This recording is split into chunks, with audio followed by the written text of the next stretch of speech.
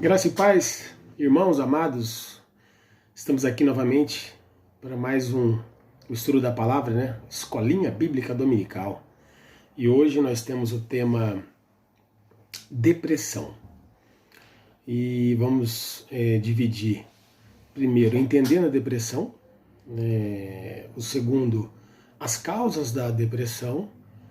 Depois teremos 3 exemplos na Bíblia de depressões. Teremos também a aplicação, reflexão e conclusão. Então, os irmãos abram as Bíblias aí em Salmo 42, de versículos 1 ao 11. Vamos ler. Assim como o corço deseja as águas do ribeirão, assim também eu quero estar na tua presença, ó Deus. Eu tenho sede de ti, o Deus vivo. Quando poderei ir adorar na tua presença? Choro dia e noite, e as lágrimas são o meu alimento. Os meus inimigos estão sempre me perguntando: onde está o seu Deus? Quando penso no passado, sinto dor no coração. Eu lembro quando ia com a multidão à casa de Deus. Eu guiava o povo e todos íamos caminhando juntos, felizes, cantando e louvando a Deus. Por que estou tão triste? Por que estou tão aflito? Eu porei a minha esperança em Deus e ainda o louvarei. Ele é o meu Salvador e o meu Deus. O meu coração está profundamente abatido e por isso eu penso em Deus. Assim como o mar agitado ruge, e assim como as águas das cachoeiras descem dos montes Hermon e Mizar e correm com violência até o rio Jordão, assim são as ondas de tristeza que o Senhor Deus mandou sobre mim. Que Ele me mostre durante o dia o seu amor, e assim de noite eu cantarei uma canção, uma oração ao Deus que me dá vida. Pergunta a Deus, a minha rocha: por que esqueceste de mim? Por que tenho de viver sofrendo por causa da maldade dos meus inimigos? Até os meus ossos doem quando os meus inimigos me ofendem, perguntando todos os dias: onde está o seu Deus? Por que estou tão triste? Por que estou tão aflito? Eu porei a minha esperança em Deus e ainda o louvarei. Ele é o meu Salvador e o meu Deus. Então essa é a nossa base bíblica. E agora já vamos entrar bem resumidamente, entendendo o que é a depressão, né? Que a gente pode definir ela como uma tristeza profunda, melancolia involuntária, que coloca o indivíduo em estado de prostração emocional, paralisando a iniciativa para todo tipo de atividade, para a tomada de decisões, com a perda de perspectiva para o amanhã. Salmo 116:6, leiam comigo. O Senhor protege os que não podem se defender. Quando eu estava em perigo, Ele me salvou.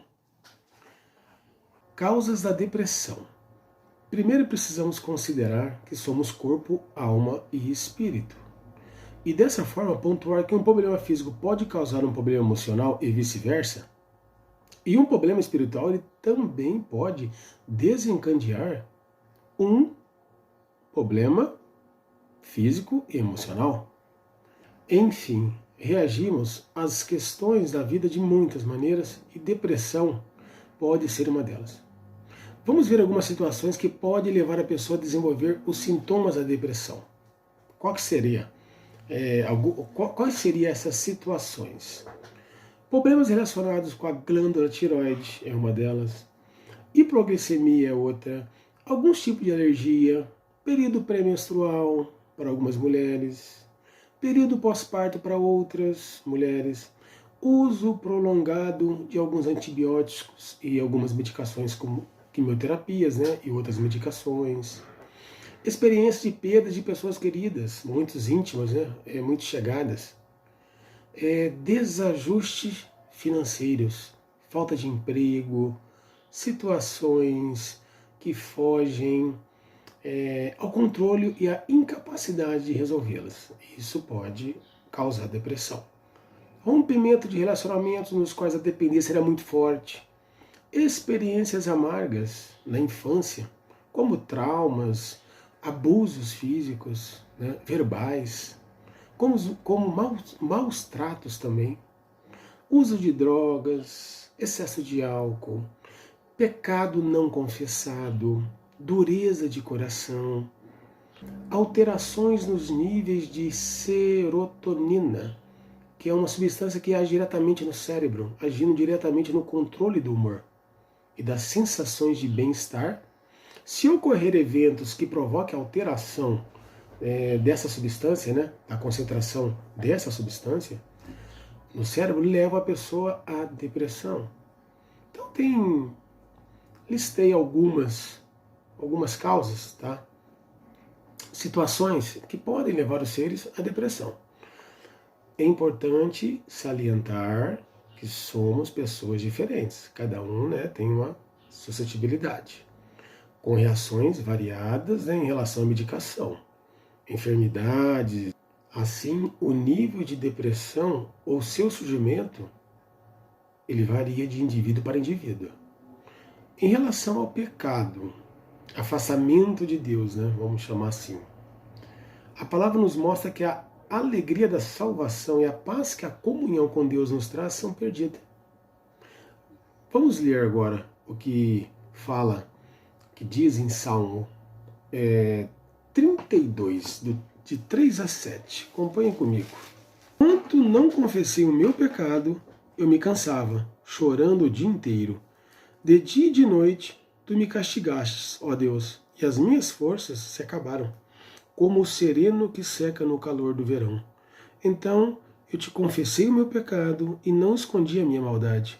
Resolvi confessar tudo a ti, e tu perdoaste todos os meus pecados. 51. Acompanhe comigo aí. Salmo 51. 4, 7 e 12. Versículo 4. Contra ti eu pequei, somente contra ti, e fiz o que detestas. Tu tens razão quando me julgas e estás certo quando me condenas. De fato, tenho sido mau desde que nasci. Tenho sido pecador desde o dia em que fui concebido. Tira de mim o meu pecado e ficarei limpo. Lava-me e ficarei mais branco do que a neve. 12.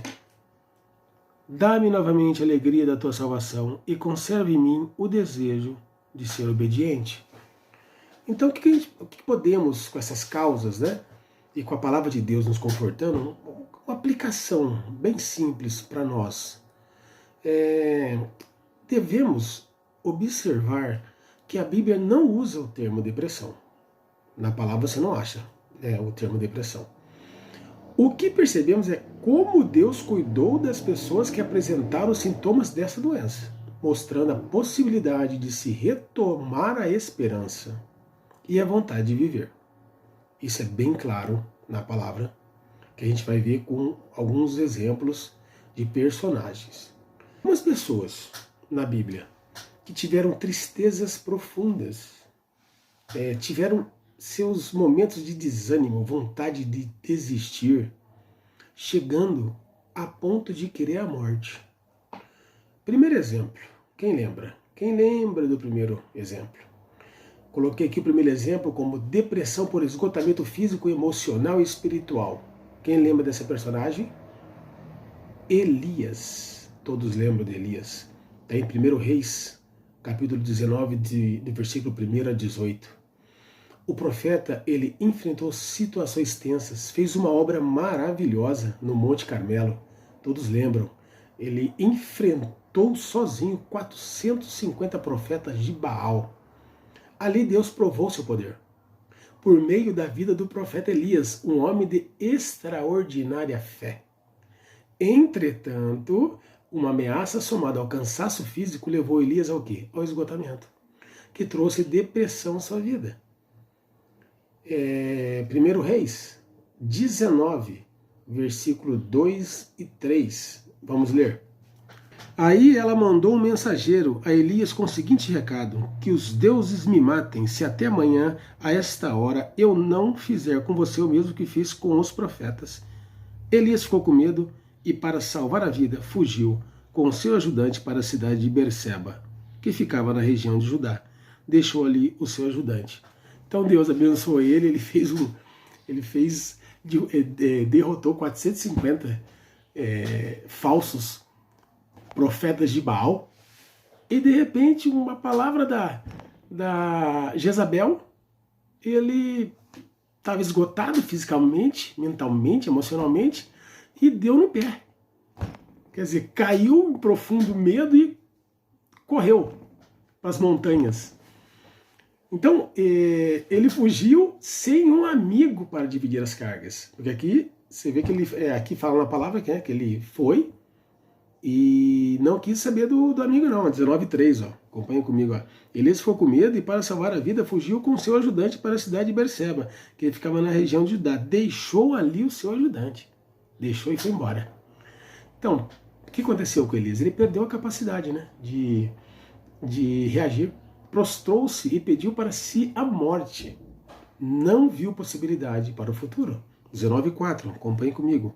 E foi para o deserto, andando um dia inteiro. Aí parou, sentou-se na sombra de uma árvore e teve vontade de morrer. Então orou assim: já chego, ó Senhor Deus, acaba agora com a minha vida. Eu sou um fracasso, como foram os meus antepassados. Elias, momento de depressão, momento que ele se desgastou, misturou as coisas cotidianas, os desgastes, aflorou e entrou em quê? Em depressão. Então, o que a gente pode trazer para a gente de aplicação nisso aí? Devemos tomar cuidado com os limites do nosso corpo, dividir as nossas cargas, achar o ponto de equilíbrio. Eu sei que não é fácil. Não é fácil, por isso que a gente tem que estar dependente do Espírito Santo para a gente conseguir isso. Para a gente fazer somente o que Deus quer para a vida de cada um. Para a gente não entrar nesse esgotamento aqui que entrou Elias, que tem muitos entrando nesse esgotamento por causa das coisas rotineiras, onde traz para si que resolver tudo. E não é a saída. Porque depois quem sofre e quem grita é o nosso organismo, né? E aí Deus entra com a sua infinita misericórdia para nos restaurar. Então, voltando aqui, devemos tomar cuidado com os limites do nosso corpo, dividir as nossas cargas. O esgotamento pode nos levar a sérias enfermidades físicas e emocionais.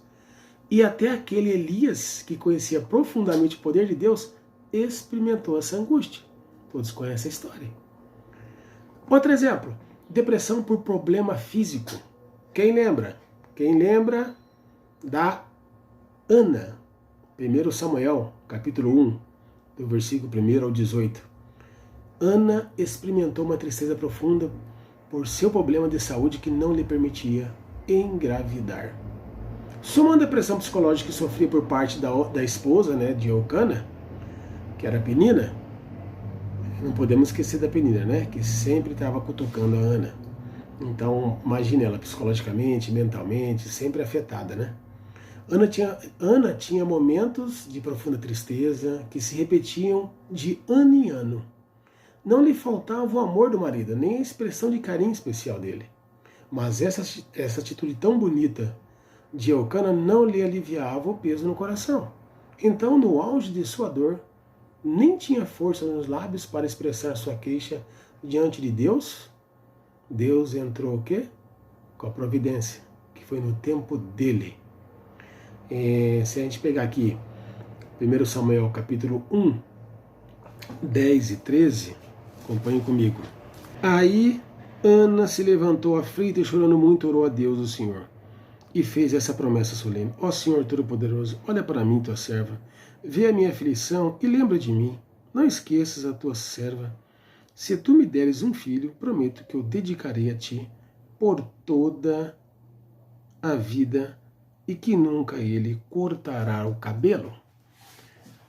13. E notou que os seus lábios se mexiam, porém não saiu nenhum som. Ana estava orando em silêncio, mas Eli pensou que ela estava bêbada, o profeta Eli. E aí o que aconteceu? O sacerdote Eli não compreendia a situação de Ana, por isso a julgou embriagada. Versículo 12 a 14, acompanhem comigo. Ana continuou orando ao Senhor durante tanto tempo que Eli começou a prestar atenção nela e notou que os seus lábios se mexiam, porém não saía nenhum som. Ana estava orando em silêncio, mas Eli pensou que ela estava bêbada e disse: até quando você vai ficar embriagada? Veja se para de beber.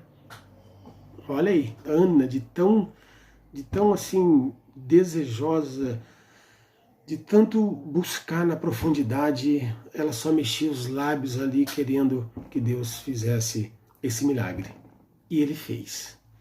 Agora vamos a uma aplicação desse exemplo de Ana, que também é uma reflexão. Muitos crentes não compreendem a depressão na vida do outro. Alguns acham que essa situação nem acontece na vida do cristão, e muitas vezes, como ele fez no versículo 14 de 1 Samuel, versículo 1, fazemos com o nosso irmão, acentuando suas angústias, julgando duramente sua falta de iniciativa para sair da crise, sem conhecer suas razões, as causas dessa depressão. Sem conhecer suas razões, as causas dessa depressão. Vamos agora ao terceiro exemplo, terceiro personagem, que está, coloquei aqui como depressão por causa do pecado. Quem lembra dessa pessoa? Que o pessoal estava na guerra e ele ficou ocioso lá em Jerusalém e foi dar uma olhadinha no pátio. Davi, que está em 2 Samuel capítulo 11, de 1 a 13, 15 e 24. Exemplo de Davi, vamos lá, experimentou a tristeza por causa do pecado, pela transgressão da lei de Deus. Davi teve chance de assumir seu erro, mas tentou encobri-lo. Ele piorou a situação dele. E lembra que para todo pecado há consequências. E se afundou Davi ainda mais. Que noites terríveis deve ter tido Davi, com sua culpa, sua vergonha. Enquanto não confessa, você não anda, você não dorme, você fica incomodado, nada afeta o seu mental, o seu psicológico. Você precisa confessar para que o sangue do Cordeiro te lave e você comece tudo de novo. Porque você teve perdão de Deus, perdão de Cristo, arrependimento genuíno, e aí esse peso, tudo sai de você pela misericórdia do Senhor. O profeta Natã, voltando aqui, o profeta Natã foi usado por Deus para confrontá-lo com o pecado. Somente o perdão pode restituir sua alegria e a paz que vem da comunhão com Deus. Não tem outro, é só o perdão e verdadeiro. Agora vamos para outro ponto aqui, ó. Depressão e o tratamento de Deus. Agora vamos começar a se aprofundar mais um pouquinho. Na vida de Elias, vemos que Deus cuidou do seu físico, deixando-o dormir, mandando alimento para ele. Está em 1 Reis, capítulo 19, de 5 a 8. Precisamos cuidar do nosso físico, verificando se não é excesso de trabalho. Hoje em dia, somos muito, como é que se diz? Não é usado, nós somos muito acionados durante o dia para fazer inúmeras coisas, né? Para ganhar, na verdade, um tempo, entre aspas, para trazer resultados, e com isso a gente está confundindo o tempo de Deus, que é o tempo Kairos, com o Cronos, que é esse tempo aqui, que a gente tem que fazer as coisas dentro de um tempo aprovado por Deus, para que tudo vá bem na tua vida, teu organismo, tua saúde mental, psicológica, física, emocional, tudo ande, mas a gente não está fazendo assim. Muitos de nós está entrando em ansiedade, em depressão, por querer resolver tudo. E não resolve. E Deus está mostrando para a gente aqui. Tudo é dele. Quem sou eu para mudar uma vírgula? Não posso. Já tem tudo programado por Deus. Para a sua vida, para a minha vida, para a vida de todos. Então aqui, o que Deus está querendo dizer para a gente? Né? Que o excesso de trabalho, poucas horas de sono, provoca a reação depressiva. Um esgotamento de nossas forças físicas, mentais e espirituais. Deus tratou a vida emocional de Elias, ouvindo suas queixas. Está em 1 Reis 19, 13 e 14. O primeiro passo para se ajudar alguém é ouvir o que essa pessoa tem para desabafar. Deixar que ela expresse suas frustrações e ansiedades. Lembram que é ao lado de alguém, né? Essa pessoa do seu lado, ela vai pegar confiança para abrir para você e você ajuda ela. Você ser usado por Deus, ser boca de Deus para ajudar essa pessoa que está em estado, talvez no início de depressão, ou está com depressão. Ela precisa de alguém de confiança, né? Que sabe ouvi-la, que para um pouco e fica com esse tempo disponível para o próximo, para ver as angústias dela. Por isso precisamos saber ouvir. É um ajudando o outro. Nós não sabemos o dia de amanhã. Então é muito importante. Deus tratou do Elias, ele vai tratar de cada um de nós. Então aqui que a gente pode pegar com uma reflexão. A depressão nos faz pensar que não temos condições de continuar. Não vemos razão e nem valor em nosso trabalho secular, em nossos ministérios da igreja e até em nossas famílias. Ela entra na profundidade, perde o gosto, perde a vontade, ela consegue minar, ela consegue tirar todas as energias. Aí falta criatividade, falta disposição, falta inúmeros malefícios que você tinha antes. A predisposição começa a não ter mais. Então por isso que é um combo que a gente não pode deixar esse combo crescer. Porque aí vira um conjunto e aí a hora que vê se acha um inválido, se acha um monte de coisa, mas é coisa da depressão. Tem cura. Tem cura através de remédio, tem cura no tratamento e tratamento melhor ainda, que é Deus, o Espírito Santo, te curando.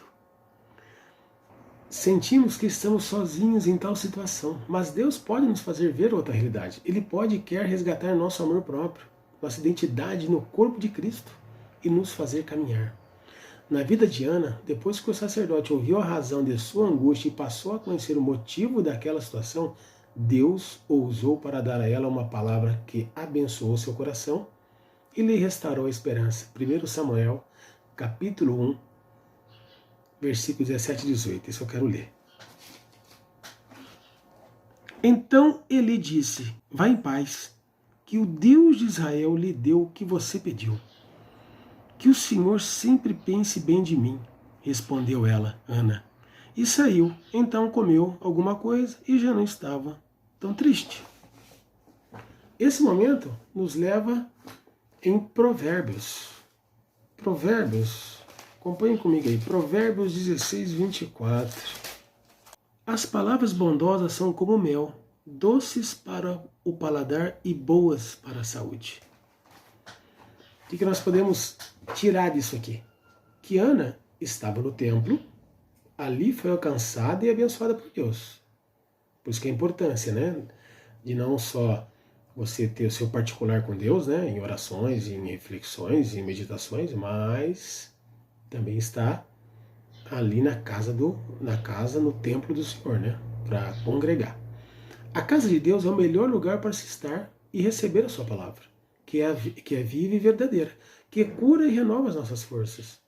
Na casa de Deus, Ana derramou seu coração e foi abençoada, porque ela orou com toda a profundidade. No tempo de Deus, Deus concedeu para ela o Samuel.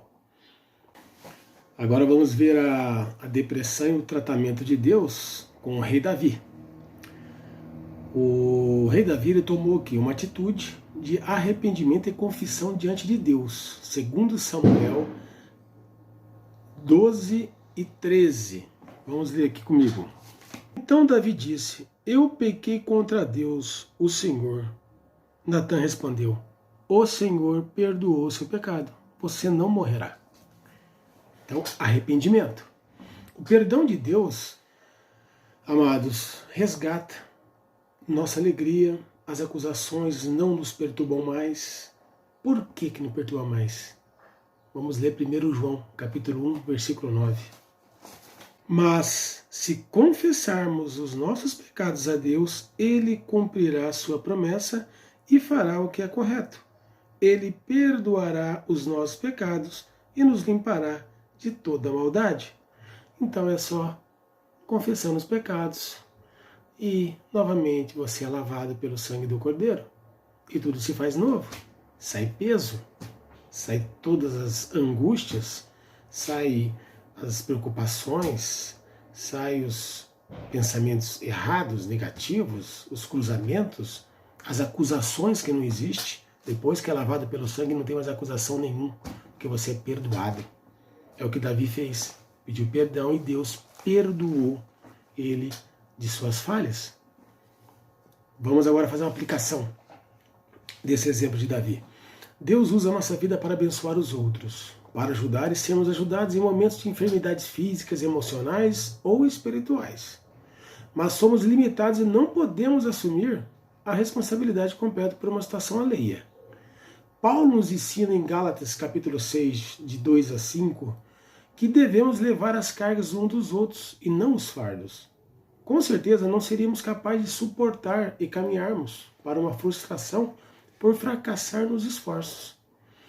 Então, amados, já para a conclusão, precisamos estar atentos como bons mordomos do templo do Espírito, aos sinais de cansaço e esgotamento que muitas vezes se manifestam em nosso organismo, e considerarmos a necessidade de um descanso, uma melhor administração do tempo.